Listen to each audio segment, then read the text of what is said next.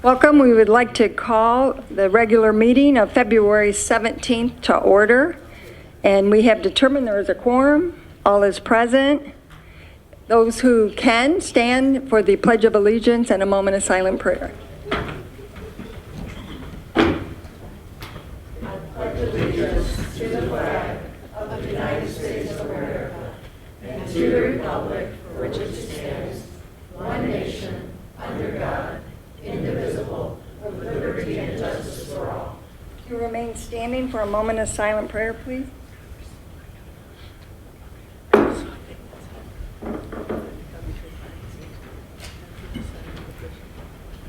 The first item on the agenda is the approval of the agenda.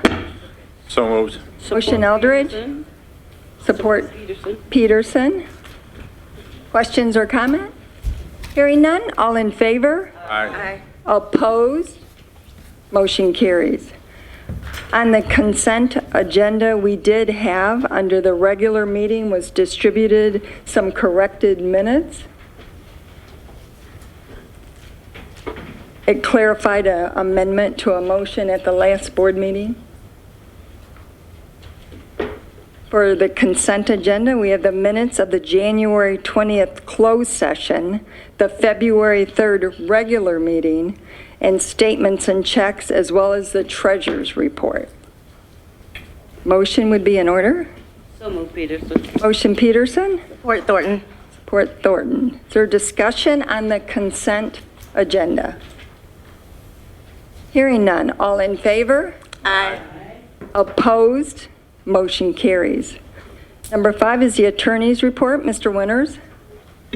Madam Chair and my fellow Township board members, today being February 17th, I wanted to at least start out this report, if I may, from a personal standpoint, and just remember for a second, and it'll become more obvious in a minute, today is my late father's birthday. And I say that because he was a Washtenaw County Board of Commissioner for 6 years. He was a township supervisor for 2 years. But his real passion, his real love was for the working men and women of this country, especially the UAW. As Aaron and Gloria would know from being involved with him over the years, as well as Brenda and Stan, and others, he was very proud to be president of the UAW Local 174. That was Walter Ruther's home local. And during the course of his service as both a county commissioner and as a township supervisor, growing up, we would listen to many of his union songs that he would play after coming back from a raucous union meeting. And one of those songs, which is relevant for tonight's attorney report, was a song that was written in the 1930s during the Harlan County, Kentucky Coal Wars. And it was sung by a folk singer, Pete Seeger. And the name of the song throughout, and the refrain is, "Which side are you on? Which side are you on?" And it's that refrain that's going to shape the attorney report this evening, because the time has come for this board to get a clear, unequivocal answer. Silence is no longer an option from the Washtenaw County Board of Commissioners, from State Senator Jeff Irwin, from U.S. Senators Slotkin and Peters, from Governor Gretchen Whitmer, and there may be others out there that we've sent this resolution to. Which side are you on? And the reason why it's even more important tonight than maybe even in past meetings is that this township board has been given, in my opinion, a fairy tale for some time now, that the University of Michigan is truly looking at 2 sites. They started out with the one on Bridge Road and Textile Road, which, as you know, it morphed from 20 acres on the corner to now includes 124 more for a total of 144.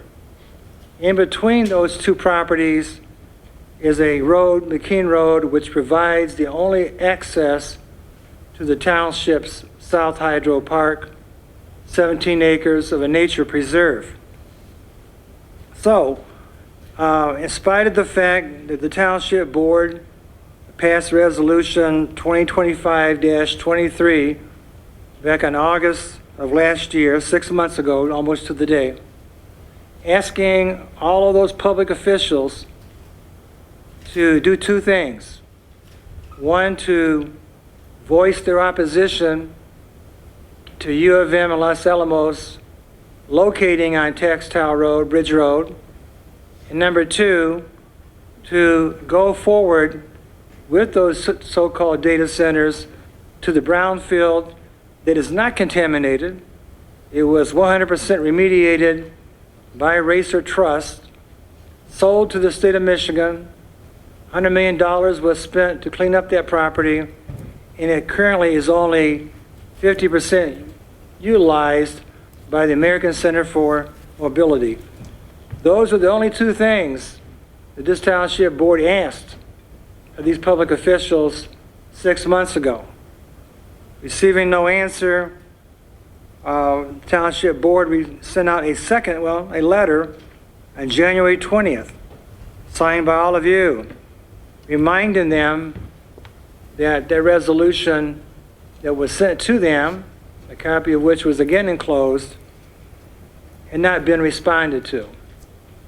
So again, the question, which side are you on? Which side are you on? So, that being said, after our last meeting, we came across an article that was published in the Michigan Daily.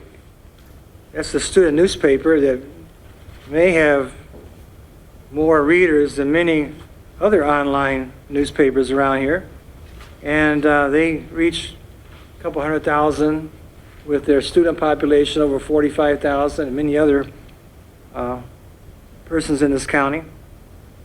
But you'll see on the screen a statement that has been attributed to Vice President of Government Relations for U of M, Chris Kolb. Chris Kolb is the same person, as you know, has said that U of M and Los Alamos are going to build the, quote, biggest, baddest, and fastest computers in the world.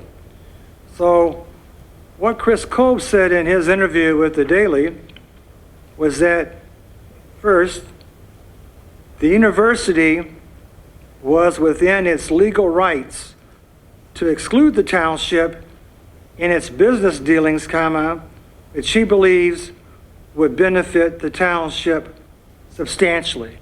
Now, none of us would have a clue as to what he's talking about, as to how this is going to benefit the township substantially when U of M is a nonprofit institution, pays no taxes, is not willing to contribute a dime for police and fire, is going to come over and wants to build on a Textile Road, a 2-lane road that's going to result in additional road degradation.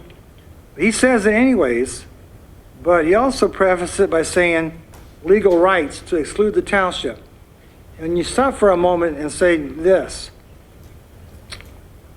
The University of Michigan has special status under the Michigan Constitution. We understand that.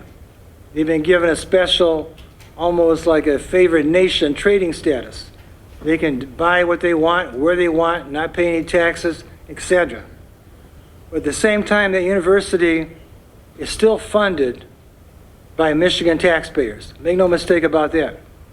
And number two, it's rather audacious to say that they're within their legal rights to exclude us when, in order to obtain the $100 million corporate welfare check from the Michigan Economic Development Corporation, they had to make one or two choices. They had to either go to Ann Arbor Spark, located in Ann Arbor, where Chris Kolb sits on that board, and ask for their support, or come to this township and ask for our support. He didn't come here. He went to Ann Arbor Spark, which is really, at times, will do whatever the University of Michigan requests them to do. And they got a letter, which we never saw. And that letter went to the MEDC at their very last meeting in December of 2024, and a lot of things get done at the 12th hour, and they were awarded that $100 million. Now, once the University of Michigan decided that they were going to take an additional $100 million of public money and invest it in this township, we have every legal right in the world to sit down and be a partner at that table to have that conversation. We are the host community, irrespective as to which location they're going to choose. But at this point in time, there's no need to really bring any false hope to this township board or to this community. It has been clear to us from day one when they told us that they would not allow us to have a seat at the table. They have no intention of going to the ACM property. If they did, then they would have been more than willing to have accepted our offer to participate. They would have been more than willing to take the services of the foremost environmental attorney in this state, Grant Trigger, who was the architect behind the cleanup of that property on behalf of Racer Trust at our expense. They said, no, no, no, we don't need you. And I think it's very clear why.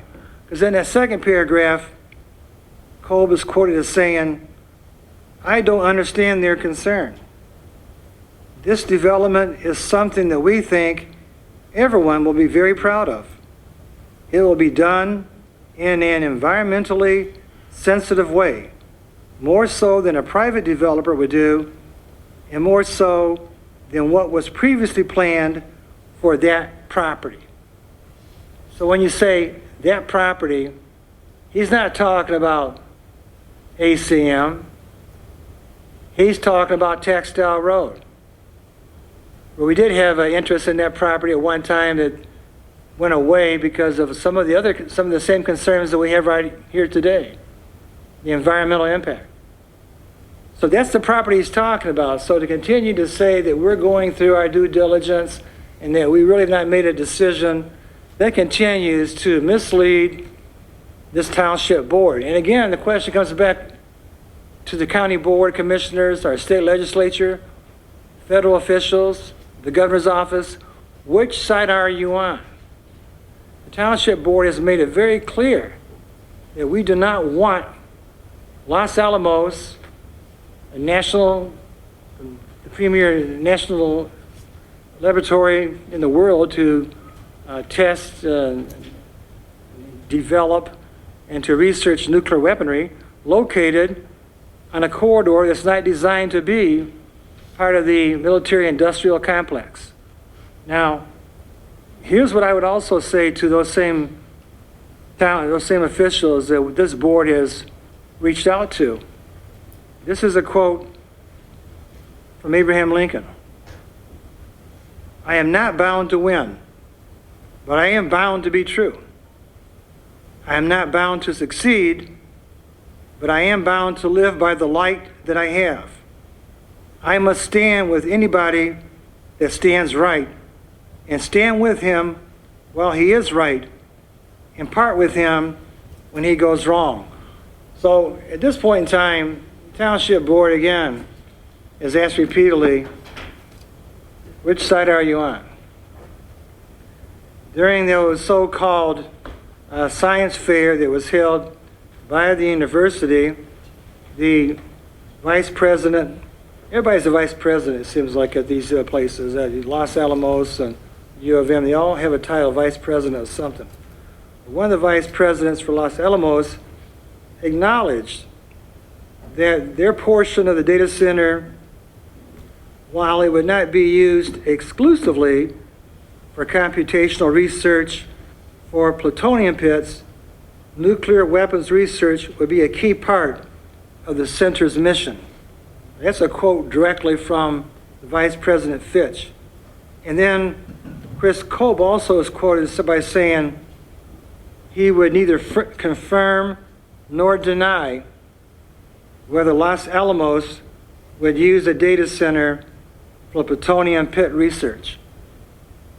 This is alarming. This should be alarming to everyone, not only in Ypsilanti Township, but it should be alarming to the county, the state, all elected officials. Are we now going to have a Los Alamos National Laboratory funded in part by the taxpayers of this state who gave $100 million to entice Los Alamos to come here, which is what they say in their statement to the MEDC, that they were persuaded to come here in great part because of that $100 million gift that was given to them without our knowledge, our consent, or our input. And so right now, Chris Kolb says he doesn't know what the township's concerns are in regards to why we would have the concerns we would have. We have a number of concerns, and so we've expressed those repeatedly. So I can only assume that either he's not listening to us, doesn't care about what we say, and maybe more than just that. But it's been clear from day one what our concerns have been. Textile Road property does not just exist as a vacant piece of property. It's got trees, habitat, wetlands, wildlife corridors. It's a neighborhood that's woven together throughout this township, residential, business.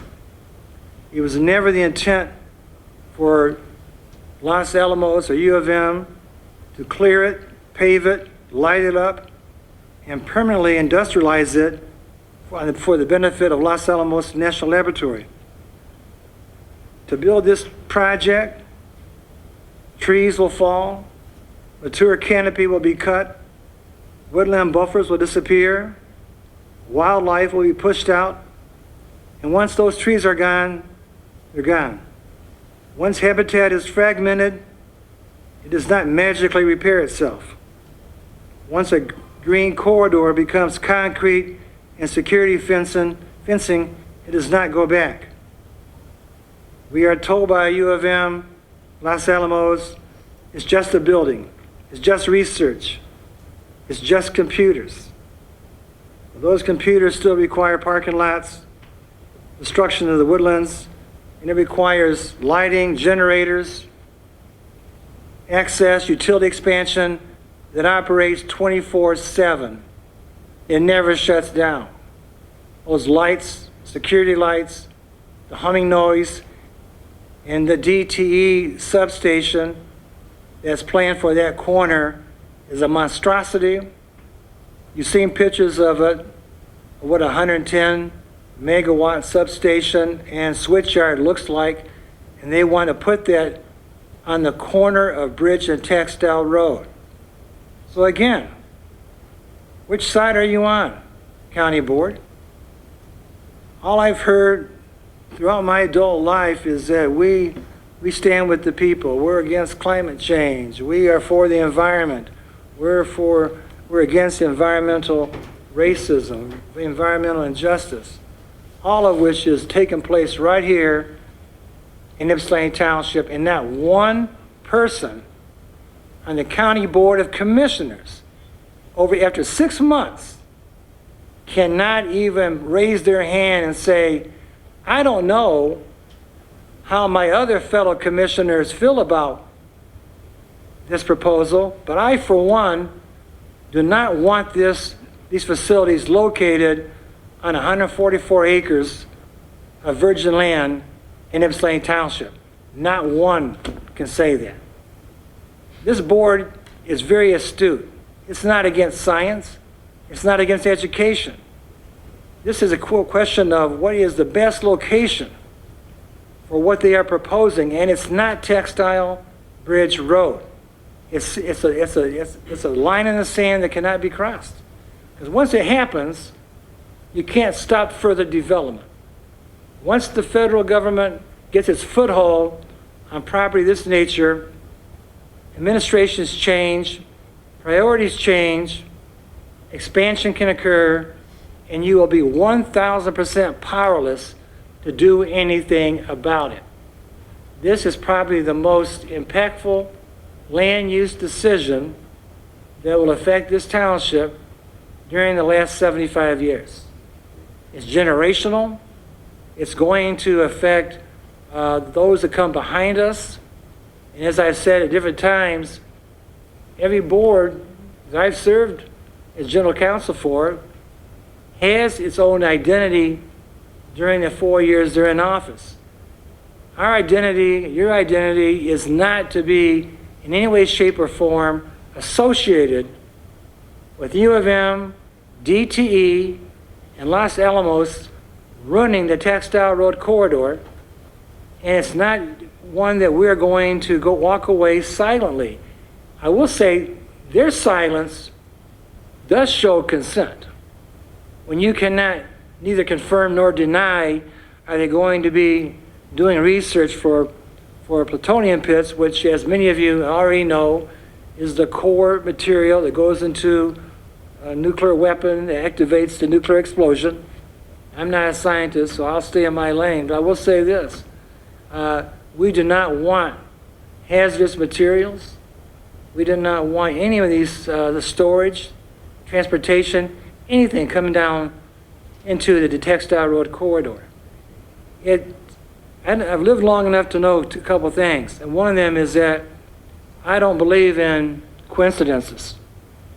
Yet, within the last month or so, we've seen the state of Michigan also expand the hazardous waste landfill in Van Buren Township, located less than probably 2 miles away from where we're sitting over there.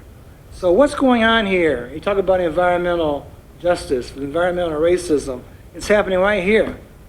And nobody can speak out against that? Everybody I've mentioned has all run for office on platforms saying how pro-environment they are. That's all I've heard. That's all you've heard. I'm for the environment. I'm for clean air. I'm for clean water. But yet, when you're given an opportunity to pick a side, you have the largest institution with the third largest endowment fund of $21 billion. You have their tentacles reaching everywhere in Lansing. You have people making threats to this township board and township officials that if we do not support this project at Textile Bridge Road, that we will not receive any further economic development from the state. But I think in some ways they continue to underestimate this township board and the residents. I don't think any of us have ever seen as many people come out on an issue and as we have seen on these data center proposals. I don't think I've run into any person yet that does not support what the township's position is. In fact, right now, I think in many ways they have been even more strident in some of their comments towards how U of M is ramming this down our throats. And make no mistake, there is a heavy, heavy presence of security that will be on that Bridge Road site, Textile Road site for Los Alamos. If you check on what goes on their site in New Mexico, they have their own protective force, police force. They have checkpoints. They require all types of identification, even on public roads that go through their property in New Mexico. So how do we tell people who want to go down that McKean Road connection between these two properties to utilize the 17-acre South Hydro Park How do we tell them they may have to run into a checkpoint, or maybe stop for security, or maybe ask questions about what are they doing there on the property if they're lingering around longer than what Los Alamos security thinks they should? This is not what this township signed up for in terms of our land use policies and what we envision for that corridor. So you have to ask yourself right now, which side are you on to all those that you come into contact with? You see many of these people at different events. You see many of these elected officials at gatherings. You see many of them at fundraisers. I've run into some of them myself. Don't really have that much of a conversation because I think pretty much they can sometimes view us as being, too emotional. Well, when it comes to putting in a nuclear research facility right here in the middle of parks, schools, residential properties, other light industrial uses, it's going to change the face of this township for decades to come. You're right. We do become very, very involved. And there's nothing wrong with taking your stand and making it quite clear. And again, you keep going back to the same refrain. Which side are you on? Are you on the side of the largest institution, University of Michigan, who secretly did a bait and switch on this property? That right there should offend anyone who's trying to be objective. When you say we're going to build on this 20-acre parcel, MEDC, give us $100 million. We're going to do a small substation. 2/3 of the power is going to go for us. 1/3 will go to the public. $100 million will help us do this. And you give the impression that you're building something like an office building, and then within months, you sign an agreement to buy an additional 124 acres at $65,000 an acre. So you can basically have a 144-acre parcel run roughshod over the township's access road into South Hydro Park and start making plans. And then when we asked you to actually go to the place where the state of Michigan should have directed them to go to. The state of Michigan bought that property over there from General Motors through the bankruptcy court. They cleaned it up. They're the ones who should have directed U of M and Los Alamos to go there, especially when they had their hand out for $100 million. I don't think I've seen anything in my lifetime that comes close to something where you have the ability to effectuate the direction. When someone's asking you for $100 million, you have a right to say, where are you going to go? This is what you're going to do. This is a better location. And by the way, how does Ypsi Township feel about this location? And you don't even ask our elected officials, our 3 full-time officials, our 4 trustees. You don't even ask for their input. And so right now, we're at a point, we truly are at a crossroads. The township is not going to give up, but we've asked our residents for help, and they've responded. I think we've seen an awful lot of tremendous response from our residents from those 2 public informational meetings. They attended the science fair poster board charade that went on over there at the Marriott by U of M. They got no answers to any questions. You couldn't talk to anybody. They saw right through that charade. That's what it was. PR tour. Following people around to see who was asking questions. This is not a good look for a university of this stature. It's not a good look for the Board of Regents. They too are elected officials. They too are held accountable to what's going on here. They can't just keep on passing this off on the administration, on the different vice presidents. They have to take responsibility, and they too have to answer that question, which side are you on? This may be the only community in the state that is faced with data centers where we've said, we don't want you to go here for all these reasons, but you can go over there and make it a pathway that could possibly be a win-win situation, only to be told, no, you're not welcome. We don't need you. You can't have a seat at the table. We don't care how much expertise you bring through your other environmental consultants. We'll take your money, by the way, but you're not allowed to have any part of that conversation.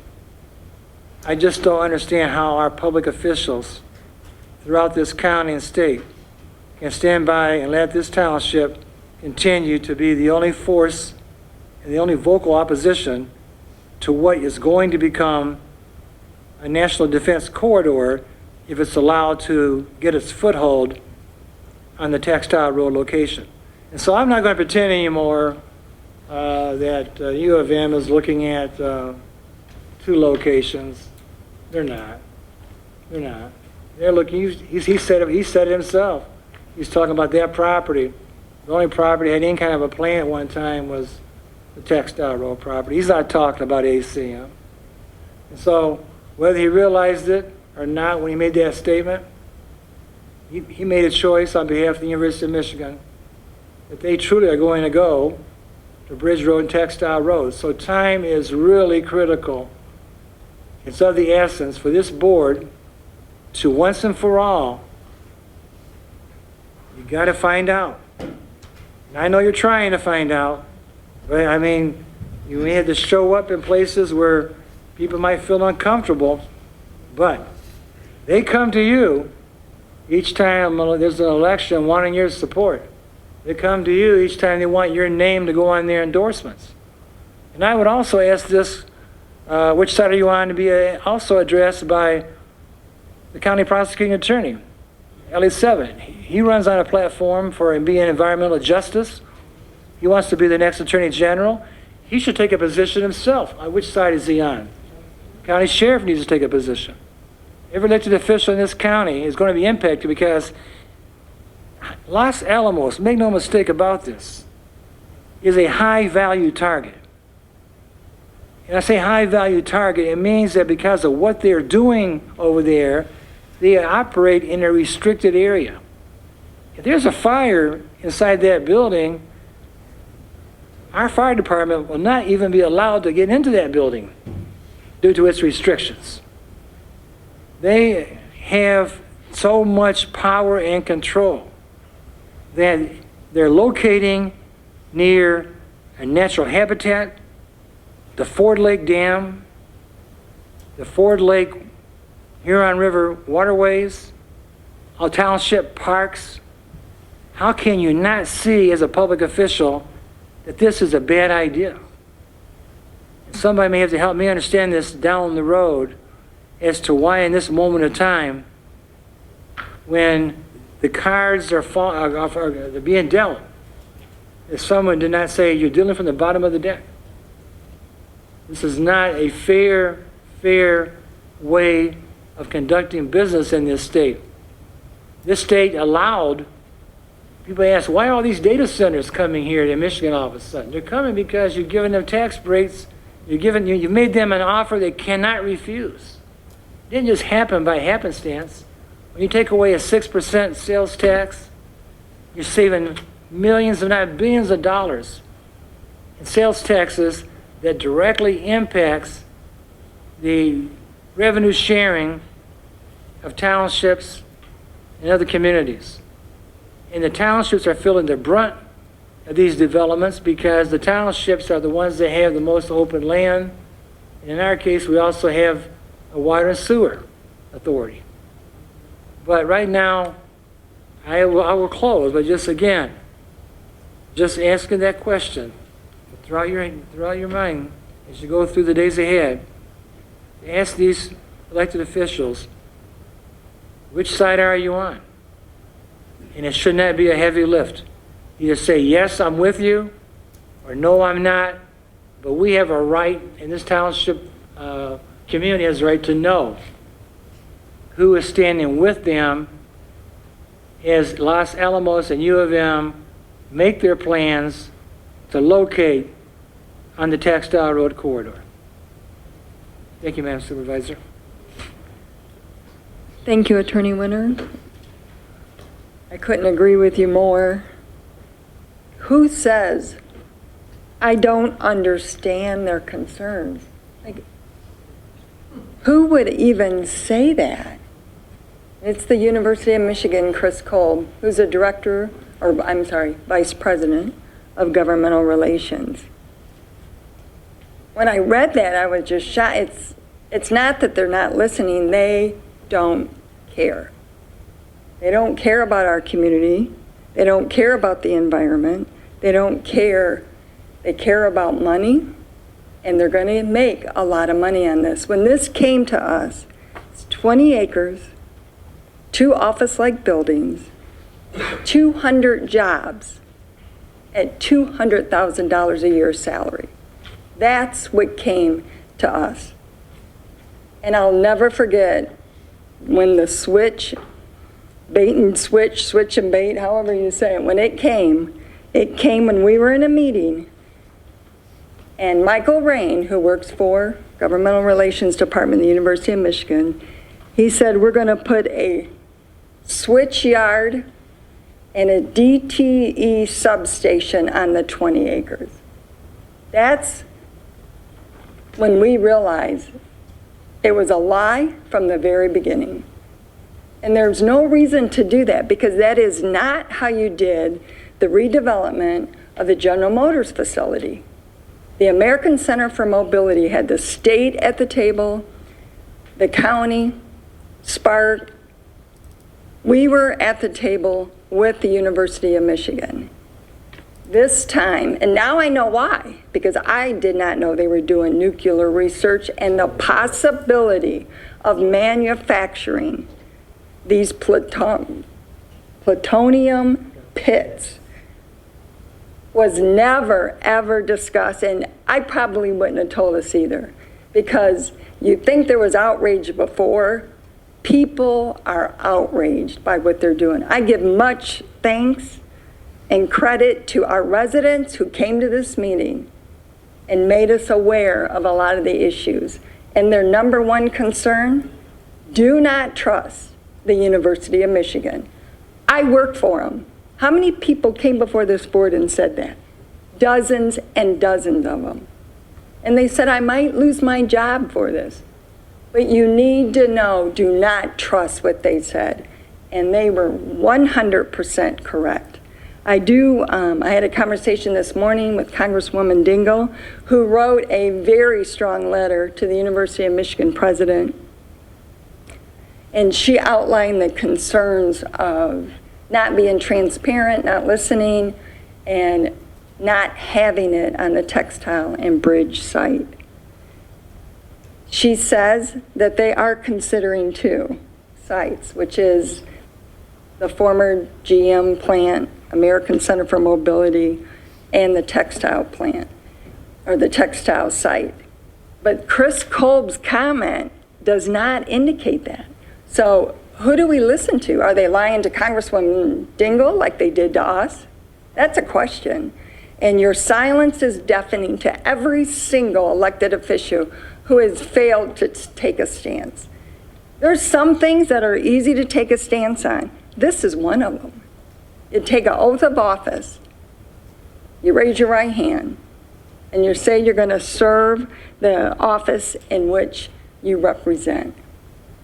By failing to take a stance, County Board of Commissioners, come on. How many other resolutions do you adopt that have nothing to do with local? It's national, other states, but won't take a position on the banks of the Huron River, 140 acres that's going to be forever changed.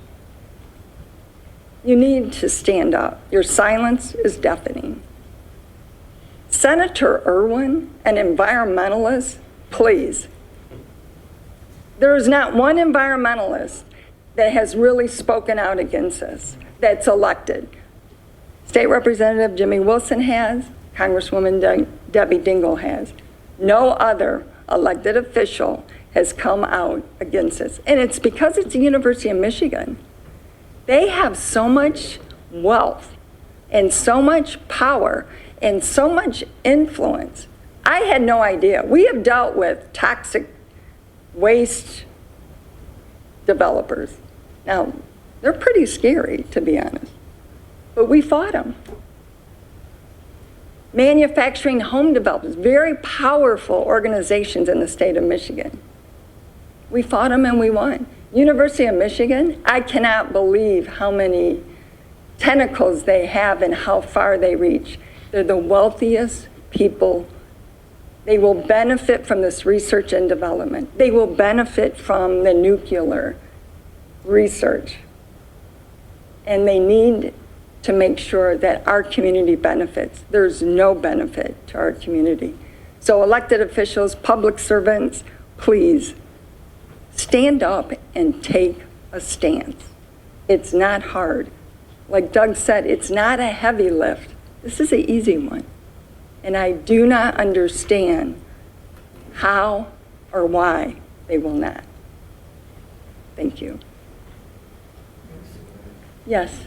Trustee Rowe, could you speak into the microphone? Sorry for my voice too. I'm fighting this, whatever it is, sinuses. Once we found out about these plutonium pits, I don't know, we've done a little research, trying to understand, but one of the things that was really, really clear was that the only place that these were made was out west in the desert. And then, I'm not sure the dates, I want to say the 80s, late 80s. The FBI went in there, I think with some other federal agencies, and shut them down because, and that was the same company, and shut them down because of they weren't doing what they were supposed to. When that came forward, that just, to me, it just changed everything. And it explained, we all kept saying, why is this going on? But that to me is the answer of why they've done this. They've known all along, and everything you read, President Trump has said that he wants something like 30, and his Pentagon and Department of Defense, 30 plutonium pits built a year. They say that that's impossible. The only one that's actually, at least from the little bit of research I've done, is somewhere, is it South Carolina or North Carolina? One of those states where they have them, and they transfer stuff between New Mexico and the Carolinas, and I thought, well, this is like a perfect stop for them probably, because it's like closer, you know, it's not as far south. I don't know why they want to do it in the Midwest, but the outrage is just like Attorney Winters, and thank you so much. That's a great synopsis, and you too, Brenda. The fact that no one is outraged about bringing nuclear, you know, these things to our community, and what you're gonna, and the worst part about it is, and it's why that's why they hooked up with them, because we don't have any say. We can't say, you know, like we do on buildings, on like the city of Salina or whoever, they don't get bonds. And so when someone messes up and just quits, we get bonds to make sure you finish your product. We file, you know, lots of actions joint together with developers in circuit court so that both parties are binding that you got to do a cleanup afterwards, or you got to do this or got to do that. There's a million ways that, not to say that I'm ever in favor of this nuclear stuff, but there's a million different ways that could make this, if it was on the right side, to make this something that you could like breathe and sleep at night. We're not going to know. I mean, people, I read one thing in those pits, they have to wear these special gloves, the people who work there. They call them something box. And they wear these gloves because this stuff can kill you. And they put their hands in and do whatever they ever got to do to the plutonium pit manufacturing that they're doing, and then pull them out. This is going to be right here in our neighborhood. We have that high-rise apartment complex. People live right there. There's a reason why they were in the desert, okay? Why are they coming? It's insane. And the fact that people are not joining us, it gets you emotional. It just takes you back to the way that we've always been treated here. Because we're poor, we're blacker, we're browner, we're working class, we're not, you know, who they think, oh, ritzy, rit. It's shameful and it's hurtful. And it's like nothing's changed in my lifetime in terms of U of M and how they treat this side of the county and us. And it's just, I don't know, that's the piece that more people, I know there's not a lot. There was the one article that, thank God, that the residents brought it forward, and then we read the articles where the actual person from Los Alamos said, yes, we don't know. They're gonna build them, because you wouldn't say, I don't know. You're building something to build those plutonium pits. And we're gonna have nuclear waste right here in our community and right on the Huron River. And we have the highest, probably one of the highest water tables around. So any problems, of course, they're gonna swear nothing's gonna happen, but any problems, they'll leak into our well system. So I don't know. I think that at this point, I don't know, maybe we can get our heads together, maybe you're already working on it, Doug, but I think that taking the angle of this nuclear stuff being built right, because they're gonna do it. That's their plans. And if there's some way we can figure out, that's another thing I was thinking, can we get, because the Attorney General's gotten involved in some other stuff, I think the $100 million, which so far right now is still going to them, right? Hasn't been stopped. That $100 million is the town, is people's money, the state of Michigan money, and maybe Dana Nessel, Attorney General, could say, you're getting this money, so you got to explain it. You got to give information. You can't hide anymore behind these legal, what's the term that they're using, their non-disclosure with their attorneys. You're a public agency. You have open meetings like everybody else, and you can't, you can only go into closed session on those variety of things. And this isn't one of them. They're not buying anything. They've already bought stuff. So bring it forward. Like, how can you come to a community with nuclear stuff and not have to tell us, like, our firefighters, none of our people are even going to know how to even defend themselves, or our community, or it's crazy. It's totally insane. Sorry. I agree, 100%. We do have the U of M Board of Regents meeting is Thursday, and in order to speak there, you have to submit what you're going to say. So with the assistance of my office, we were able to get my comments in, and then we had to get permission to speak before the Board of Regents. That's insane. So when we find out if you got permission, I got permission Did- late this afternoon. and what time is that meeting, and what? 3 o'clock, And where's it at? 3:30 on Thursday at their, I'll get the address. Okay. Yep, so they will, at least, I don't know. Yes, Hi, Regina Kudla on Valley Drive in Ypsilanti Township, and I think I disagree a little bit about how confident they are, because in December of 2025, the U of M ran a full-page advertisement in the New York Times and the Washington Post. And in that article, they bragged about how they had benefited the public with the vaccines and developing research for war effort and things like that. But they also, at the very bottom of the advertisement, the very last paragraph, U of M President Grasso was quoted saying, "We are committed to serving the public, listening to the public." I mean, that doesn't aren't exact words, of course, but about really emphasizing about how involved they want to be with the public and get public input. And I just thought that was really, really odd for them to feel like they needed to put that into two very prominent newspapers. So I think you have a copy of that advertisement, and I think that the nuclear part of the project is very disturbing. But I also heard that they will be doing drone research.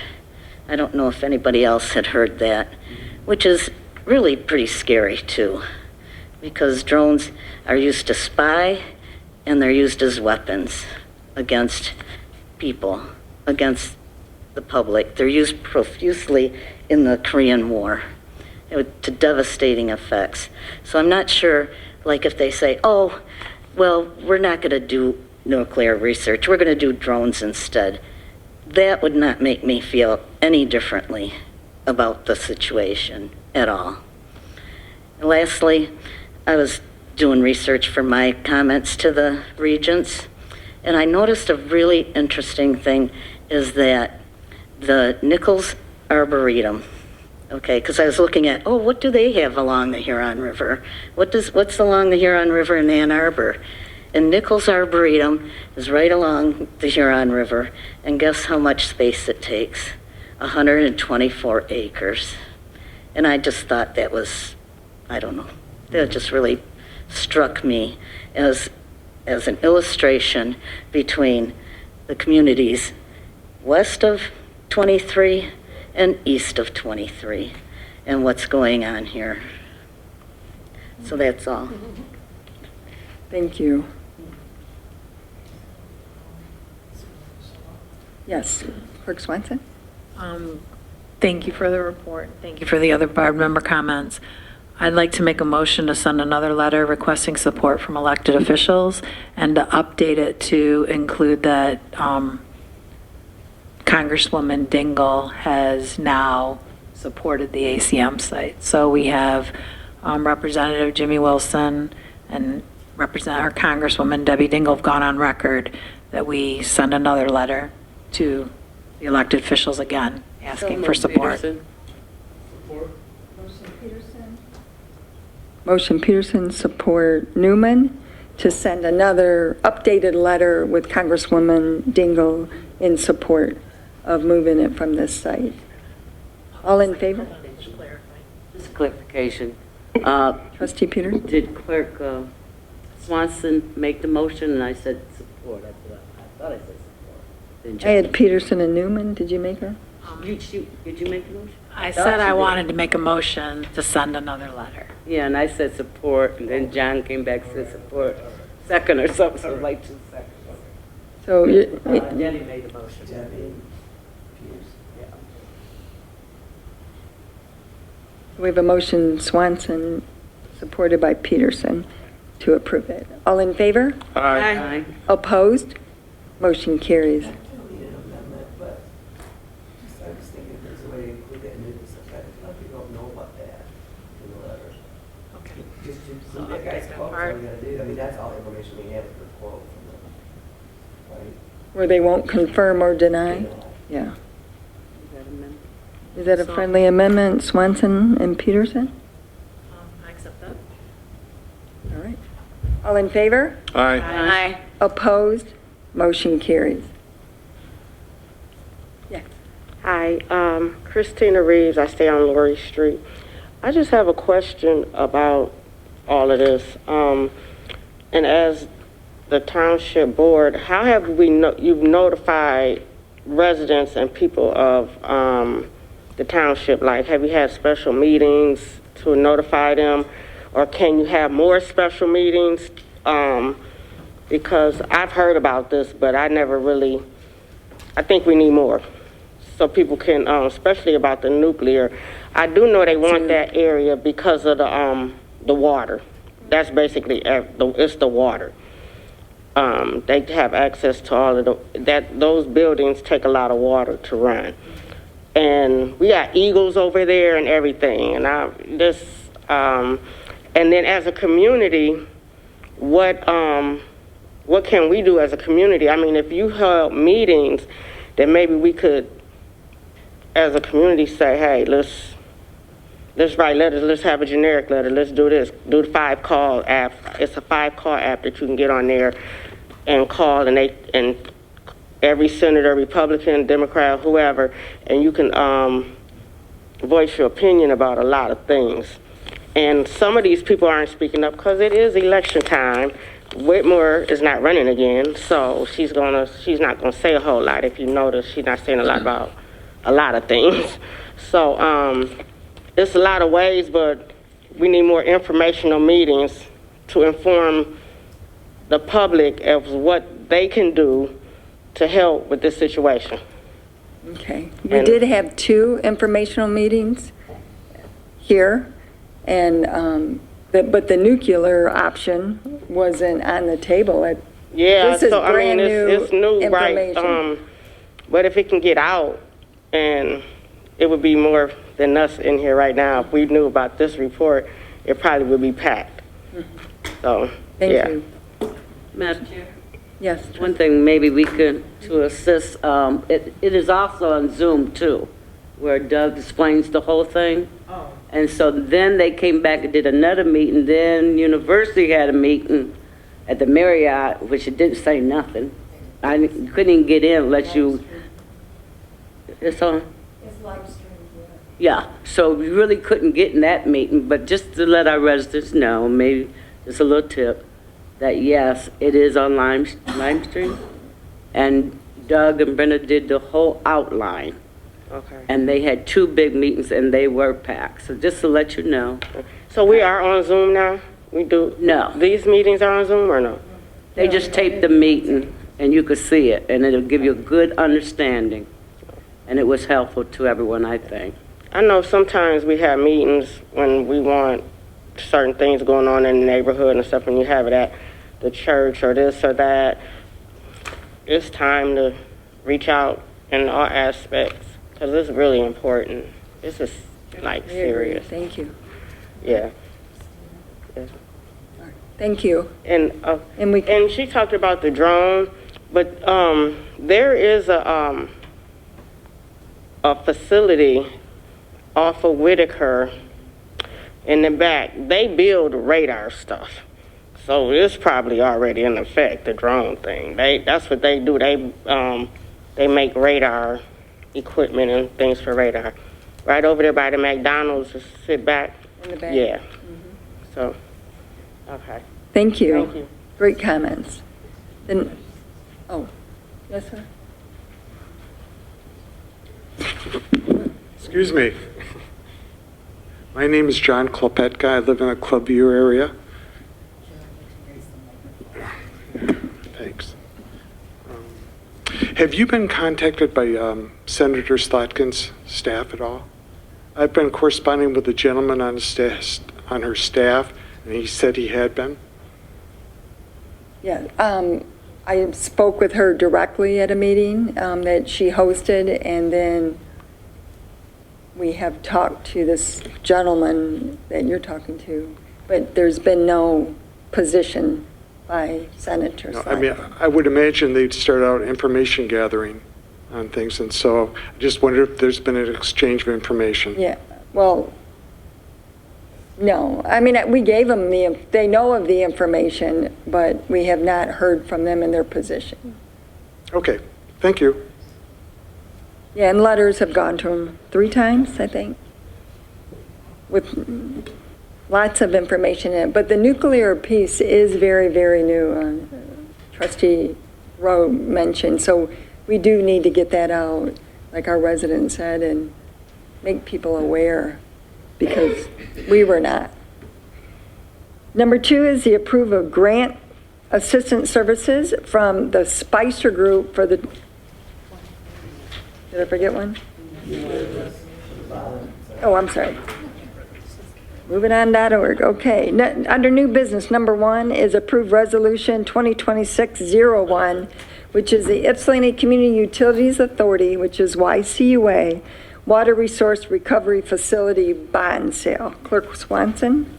Whereas it is necessary to acquire and construct certain improvements to the Water Resource Recovery Facility, the WRRF, of the wastewater treatment plant, including but not limited to the replacement of the settling tanks at the WRRF and the replacement of the electrical substation and generator in the solids process building at the WRRF, together with all necessary appurtenances and attachments thereto to serve the Charter Township of Ypsilanti and the city. And whereas a contract has been prepared among the township and the city and the Ypsilanti Community Utilities Authority, whereby the authority will issue its bonds on behalf of the township and the city to provide for the financing of costs of the project, and whereas this governing body has carefully reviewed the contract and finds that it provides the best means for accomplishing the project and for providing the needed services, now therefore be it resolved that the contract 1, the contract is hereby approved, and the supervisor and the clerk of the township are hereby authorized and directed to execute and deliver the contract for and on behalf of the township, provided, however, that the contract shall not become effective until the expiration of 45 days after the publication of the attached notice as a display advertisement of at least a quarter page in size in a newspaper of general circulation within the township, which manner of publication is deemed by the governing board to be the most effective manner of informing the taxpayers and electors of the township of the details of the proposed contract and the rights of the referendum thereunder. 2, the township clerk is directed to publish the attached notice in a newspaper of general circulation within the township as soon as possible after the adoption hereof.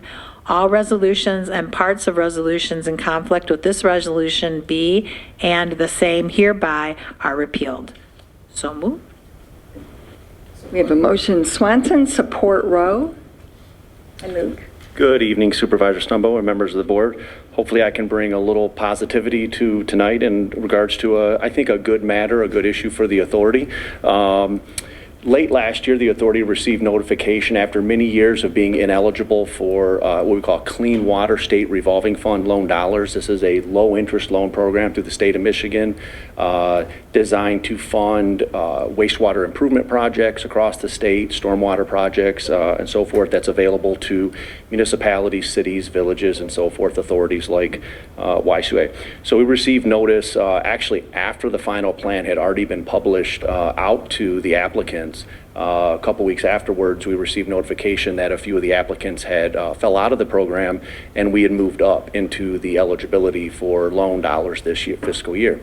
So we're eligible currently for $11 million of loan dollars for 2 projects that the authority would like to pursue. These 2 projects, the first project is for what we call our primary settling tanks at the wastewater treatment plant. There is 10 total tanks for that part of the process, 4 that came with the plant expansion, 1 that we had to already upgrade back in 23 due to significant deterioration and damage that happened during the winter. But we're left with 5 of the tanks that are original to the plant construction from 1982 that have significant steel corrosion, mechanical failures, just past their useful life, and the mechanical components of the system need replacement. The second portion of the project is electrical upgrades to what we call our solids processing building. This is essentially the core of the wastewater, one of the cores of the wastewater treatment plant process, where we handle all the solids. It's where we store, dewater, thicken, and either run the solids through our fluid bed incineration system and or take them, we lime stabilize them and haul them to a landfill. The YCUA Board of Commissioners did approve the bond authorizing resolution and authorizing notice for this matter at their regular meeting on January 28th. This is what we call a shared project because it's a wastewater treatment plant project. So all of the contributing, not just the member communities, but contract communities that discharge wastewater to the authority pay their fair share of the loan. Currently, that's about just under 74%. The township's piece of this debt service is about, where that number is, it's somewhere right around 20%. The total debt service is about $725,000 a year once the debt service once becomes due. The township's piece of that would be about $150,000 a year of debt service. I'm also here tonight with bond counsel for the authority, Mr. Colas, and he's going to cover more of the framework and specifications on the bond itself. Great. So good evening. Again, the resolution you have before you approves the contract, and the contract is, for most of the board members, it's similar to the contracts that we've put in place with the authority and with YCUA and the township. And again, when it involves the plant, the city's involved with that. So that's why the contract is amongst the 3 really participating entities, the 2 entities that form the authority and the authority itself. So the authority would issue bonds. Again, the state calls this a loan, but in essence, they buy the bonds of YCUA. And instead of going out to the market like we would for certain types of bonds, again, as Director Blackburn had indicated, this project qualifies for funding through the Clean Water State Revolving Fund. So that's a 2.5% interest rate at this year's rate. So that's a fixed rate, every maturity, 2.5% for 20 years. That's approximately half, somewhere around half of what the market would bear if this bond issue would be sold out to the market. So that is a federally subsidized program that kind of some of the federal subsidies run through the state, and they're allowed to provide this kind of lower financing that you'd get into the market. So the resolution approves the contract. The timing would be, this would be a fourth quarter financing for the state's fourth quarter. So if you think about, that their fiscal year starts October 1 and September 30th. So the project would go out to bid. We'd receive bids, and then the authority would consider authorizing it after the bids are received. So even though we have a not to exceed $11 million, that's currently what the state funding would provide up to. If the bids come below that, and also if the project comes below that, we would only issue what we need, or actually borrow what we need to fund the project. So let's just say it does come in and we think it's $11 million. The way that these projects work through the state is you actually draw down what you need to pay for those costs of the project. There's contingencies built into the estimates at the time, so if you don't use the contingency, if you don't need it, then you don't borrow the money from the state and you don't have to repay it. So even on its face, it might say 11 million, but once you incur the cost and then get reimbursed from the state. So if that happens to be 10.5 million or 10 million, that's all you repay at the end of the day. And the contract provides for that, as does the financing with the state if that gets approved and we proceed. So as Director Blackburn indicated, the YCUA board approved entering into the contract. We're before the township tonight. We would go in front of the city council at their March 3rd meeting for their approval. Again, they would also publish a notice of intent in the paper. So each local unit, the township and the city, has their own publication requirement and their own time period for having that publication, that referendum period available. Happy to answer any questions on the resolution, the contract itself, or the timing, because we would look to close this issue in some time of late August would be the closing date with the state, and then that's when YCUA could start initiating the project and start requesting draws from the state program, as opposed to it getting all the money at the close. So you just draw this down as you need it. Are there questions or comments regarding that? Yes, Trustee Rowe? Like on the mechanics of it, just inquisitive. So the tanks, like, you saw the thing about the ice, like what causes them? Are they breaking down from the inside out? What causes the tanks to like disintegrate? To corrode? Yeah. I'm sorry, yeah. Sorry. Yeah, what causes the tanks to erode? Most of the corrosion is just due to the nature of the wastewater and if steel was exposed to general atmospheric conditions. It's not really corroding necessarily because of what we see in some situations, like our electrical gear would be hydrogen sulfide gas. So this is, if you had a steel structure that was outside, it would eventually corrode due to oxidation. So it's from like weatherization outside? It's weathering, use, erosion. I always use an analogy with wastewater. It's like pumping sandpaper sometimes. So it has a lot of particulates and materials in it that when you pump it, it's very erosive. So it can erode pipes and paint and so forth. So as that water is moving across the steel components and the weirs, it erodes the pane and the structure itself. So after 40 plus years of service, we're well past the design life for these typical components. We are evaluating some options if we wanted to go. This was not stainless steel. If we were to have installed stainless steel back in 1982, well, then it probably would have held up a little better over time. But this is carbon steel that was installed. But that's a significant cost increase also that has to be considered. And some manufacturers that we're looking at actually only now supply their mechanisms in stainless steel. So is there anything you can do like over the years, like when you see it, to slow down that process or on the outside? I know like You can definitely sandblast it and paint it more frequently, which can be an expensive endeavor, no doubt, to take the tank out of service and go through that. And this is not just the erosion of the steel components, it's also the mechanical components, the gears, the motors, and so forth, that I would compare it to like a car that has been driven for 40-plus years. After a while, the cost benefit of repairing it and working on it and servicing it and getting some of the inefficient motors or rehabbing the gear drive is no longer beneficial, right? The cost of service kind of exceeds the benefit. Thank you. No problem. Any other questions or comments? Yes. Trustee Newman? Did I understand that the cost to the township would be $150,000? Correct. It does fluctuate somewhat, and I want to make a key point that Mr. Colas brought up. We anticipate that the loan could be $11 million. With both of these projects, I think the specifications are what I would say very tight, so there's not a lot of variability we expect to see in the bids, because what we're asking for is very, very specific. There's not a lot of latitude, so hopefully the bids come in less than the $11 million. We would only pay debt service on that amount of money that's used to finance the project. If we were to use all $11 million, the anticipated debt service is $725,000 a year to the authority. The township's piece of that would be approximately $150,000.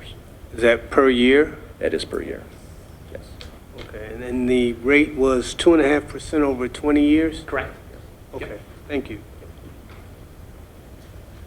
Well, I am happy to see, for the first time since 2018, Ypsilanti Township actually qualifies for state revolving funds. We used to do all of our improvements with that, and it was a fixed rate between 1.5%, 2.5%. It's a little higher now than it was. Yeah. But when we went out 2 years ago or 3 years ago for Sugarbrook, and we had to go open market because the state did not allow Ypsilanti Township to qualify for those funds any longer when they adopted new regulations.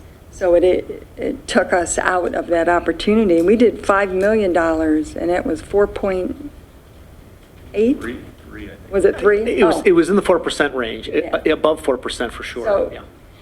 When we refinance our homes and you look at 1 percentage point, you're excited and you refinance. This is 2%. Imagine that. I'm really thankful that we qualify, and Yeah. something's changed positively at the state that allowed us to qualify, because in 2018 till now, they did not allow us to qualify. Yeah, We Luke's just did- very much more learned with respect to that, but obviously there's a scoring system to qualify for which projects qualify, and how Eagle has developed those and scores the systems based on, what the requirements are. And as Supervisor Stumbo had indicated, they changed those a few years ago. And so when we see the, projects get submitted and, Eagle puts out this list, you can see what the scores are associated with each project. And there's different components that score higher versus other. Lead service line replacements have been scoring relatively high in certain communities and things like that. But it depends on the actual project, and then the community in which the project's being undertaken is a big part of the actual scoring system. And They changed the rules. They So changed the rules. They changed the rules a changed the number of years rules. ago, which is just unfortunately kind of prohibited. We haven't been scoring high enough on the township's projects. But since this is a project that involves the plant, the combined It's scoring region. has been good enough to get us, again, we were just below the line and now above the line because a couple projects we either weren't ready to proceed, or the cost just got too prohibitive and they said we're not gonna proceed with that, which allowed this project to move up into the fundable range. And I hope and pray that our other neighborhood improvements for water and sewer upgrades for the pipes, that they qualify once again, because, paying 2%, 2 points more on $5 million is huge. And it's unfair. So I'm so happy to see this might open the door, is the way I look at it. And hopefully it'll continue, and we'll work with other state reps and senators and see if we can make sure that Ypsilanti Township once again qualifies for local neighborhood water and sewer improvements. So this is it's a lot of money. It's the original tanks and like original mechanisms. It's just, so you guys, y'all have done a great job in maintaining it and having it last as long as you did. So I'm excited about the opportunity to get lower financing, which means lower increase in rates if you have to do it because other debt is falling off. So we're not even sure if this will require any increase in rates for debt. So that'll be analyzed further down the road, correct? Dwayne and I always are paying attention to debt service. We do our best to keep it what I would say flat or level. Definitely given the infrastructure heavy system that YCA is, we have to constantly reinvest. It's like a house. You kind of always want to put a roof or a furnace in. You don't want everything to kind of break at once. Back in 23 when we had to replace number 3 clarifier kind of in an emergency, that's never the most cost-effective approach to procure materials in a short time frame, limited availability of contractors, lead time creates a lot of issues. So hopefully this resolves, some of those issues moving forward. And tariffs won't affect it, we hope. Absolutely. Hopefully not. So we do have a motion and support. Are there any other questions or comments? And I think we're going to do a roll call because it's a bond sale. Is that correct? This is entering the contract, so It should be by, I think you can do either way. okay. Well, let's do roll call since it's $11 million. That sounds prudent. This is in favor of approving the resolution. Rowe?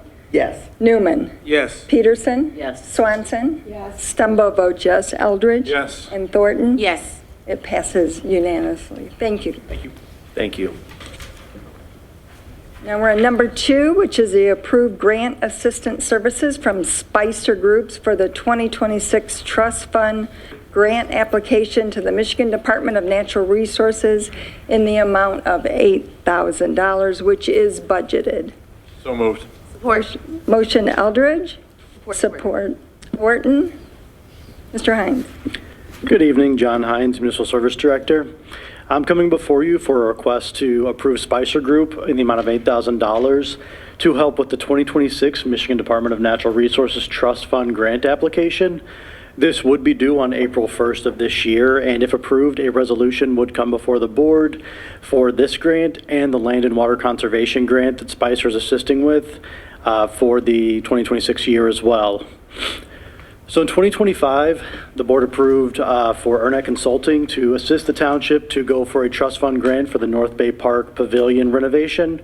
That was recommended for award from the Department of Natural Resources, so we are currently seeking sealed bids for prime professional services. That will come before the board next month. But this came about because we set up a meeting with the MDNR, with Spicer, to discuss the Land and Water Conservation grant application and to see what pitfalls doomed our application in 2025. How can we make sure that doesn't happen for this year, and just give us a good chance for success when we do submit that application April 1st. And in that conversation, discussing the expanse of the project with, as I've mentioned, in the January meeting when Spicer was first approved, the walkway down has to be included because it's not per grade. So that, with the boardwalk, with the bridges around the island, we're still waiting on the engineer's estimate, and we don't know what that final number will be in 2026. But during the conversation, the MDNR brought up the Grove Road entrance. They said, does the park have a secondary entrance? I said, well, yes, it does off Grove Road. And they said, well, if you wanted to, even though you were recommended for award in 2025, you could submit an application for the 2026 grant cycle as well. And that way, again, if the township board were to approve, could really enhance the possibility of this whole project being done in one fell swoop.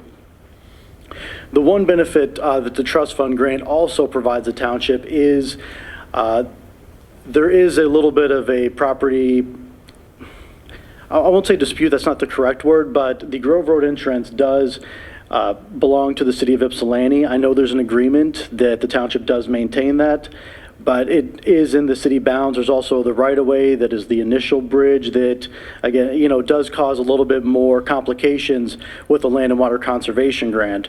With the trust fund grant, they're much more accepting of localized agreements for that property ownership. So what the township has in place with the city of Ypsilanti for the maintaining would be acceptable by the MDNR standards from our meeting.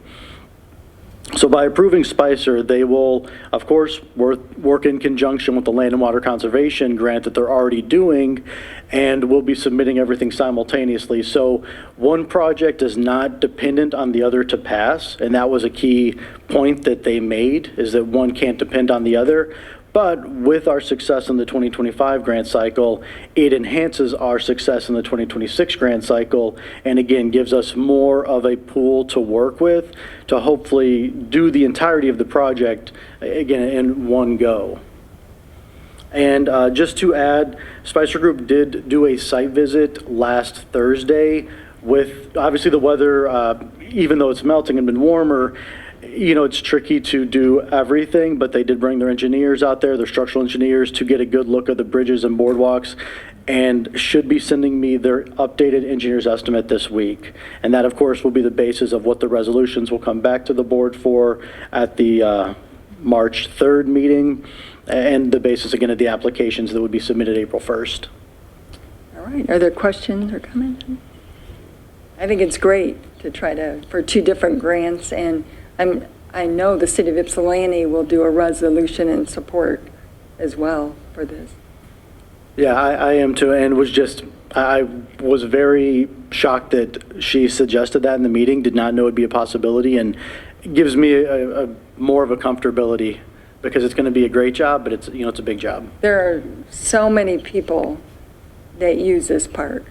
It is, from all over they come, and of course they watch the bald eagles that are right next to Bridge Road and Textile Road, and bird watchers and fishermen and women, and it's just, people love it. Families, and it's the original bridge, correct? Yeah, it is the boardwalk Which that was 92? So I found a lot of documents in looking this up, and the best guess I can have is just from the bridge's creation and the island's creation, is everything was done between 85 and 95. Now that's going through documents and doing my research with what's in the files, but it seemed like everything was between 85 and 95, between the creation of the islands, the bridges, and then the boardwalk right after it. But it was approved in 87 or 86? I will say that W.M. Winters was on all the documents I found. Did, Yes, trustee Rowe. didn't, Joanne write the grant? Didn't Joanne Breaker Yes. write these grants? She sure did. You got to put a plaque out there as part of that. Yeah, She really, yeah. she sure did. She was our previous recreation director, and then our human resources and grant writer. Good idea. All right, we have a motion by Eldridge, support by Thornton. All in favor? Aye. Opposed? Motion carries. Thank you. Thank you, John. The next item is approved budget amendment number 2. Clerk Swanson?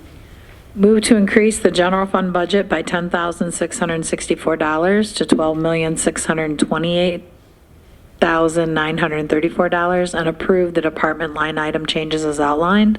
Move to increase the bike, sidewalk, rec, roads, general BSR 2 fund budget by $68,926 to $2,978,519, and approve the department line item changes as outlined. Move to increase the recreation fund budget by $4,627 to $1,103,846, and approve the department line item changes as outlined. Move to increase the law enforcement fund by $38,521 to $9,959,836, and approve the department line item changes as outlined. Move to increase the compost fund budget by $3,859 to $1,145,956, and approve the department line item changes as outlined. So moved. Motion Swanson, Support Peterson. support Peterson. Questions or comment? Hearing none, all in favor? Aye. Opposed? Motion carries. Under authorization and bids, these are just to seek bids for one new Ford 350 Transit van to be assigned to the Residential Services Department Building Operations Team, which is budgeted. So moved. Motion Eldridge. Support Rowe. And this will be brought back to the board. Any questions or comments? Hearing none, all in favor? Aye. Opposed?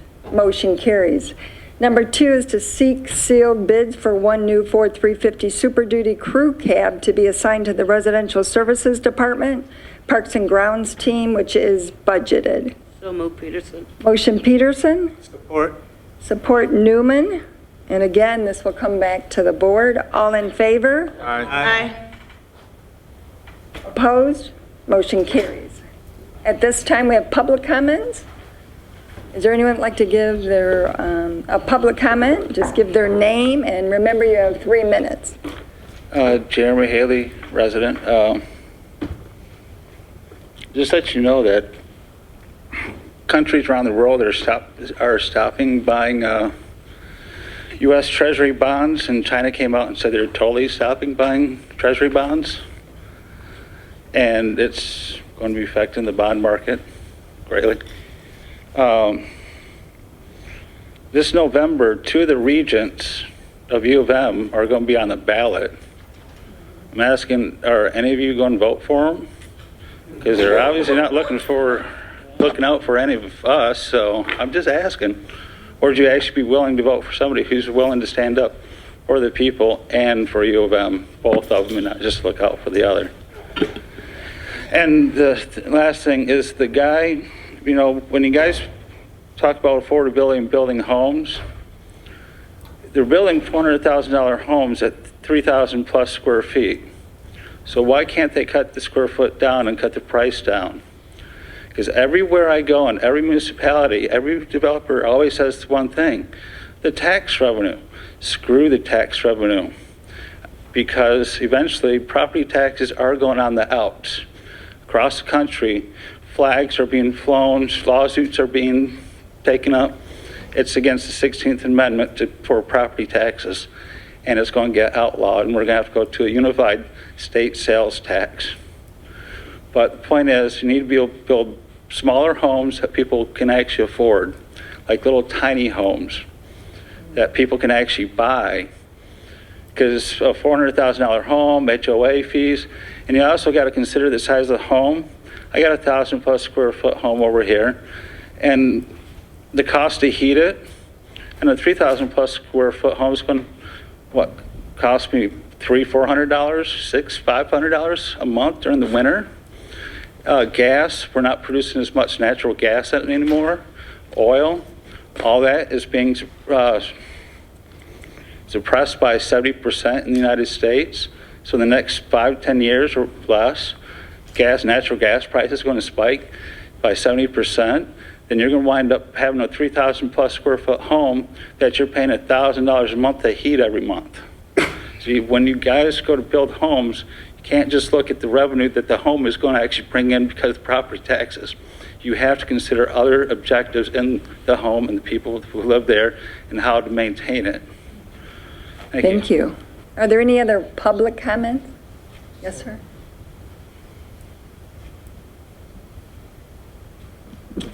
I just have a question again about the data. Is that, why isn't the Department of Environment doing an environmental study on the data center? What is the trigger for their involvement for the state? Is there a trigger? That's a good question that was discussed at one of the information hearings that we had, and the state representative, what was his name? DeSantis. He definitely thought that it would trigger an environmental review. Well, I heard that same comment by him, but I was wondering, what is the trigger? How does it happen? We don't know, and they haven't submitted anything. That's the thing, is they haven't.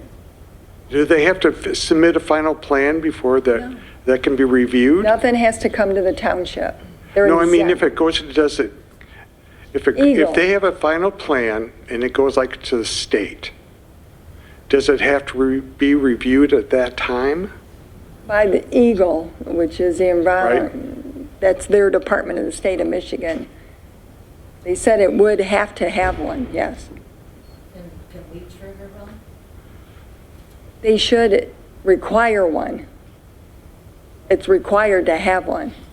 So we don't have confidence they'll be No. fair?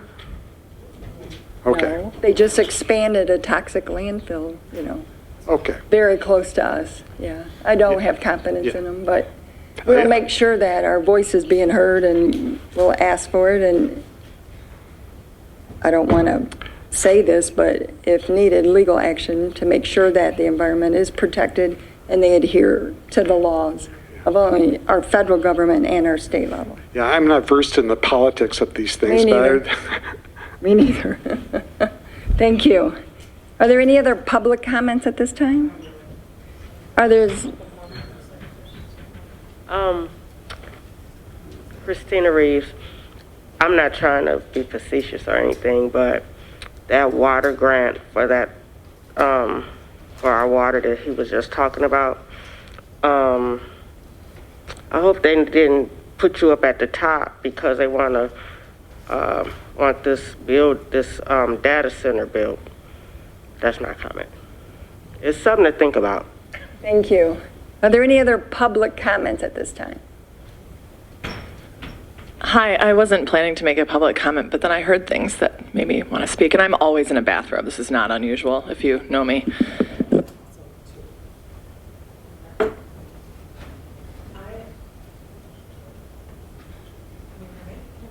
There has to be a green, I think you turned it off when you, there's a button that you push that'll turn green. There it is. Hello? There you go. Good, I got it. My name is Sarah Brabs, Blabs on Facebook, but I'm one of the people that's fighting the Saline Township Oracle AI data center monstrosity, which is more hopeful than many people would like you to believe. I wanted to say I'm really sorry, having watched and loosely paid attention to Los Alamos and U of M and being connected to people who are really taking an interest in it.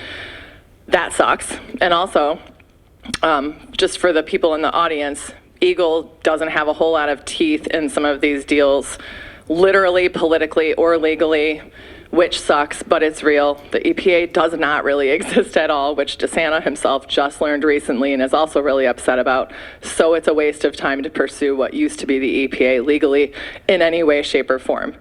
And what is interesting, which I want to point out as a lever that does matter, is U of M.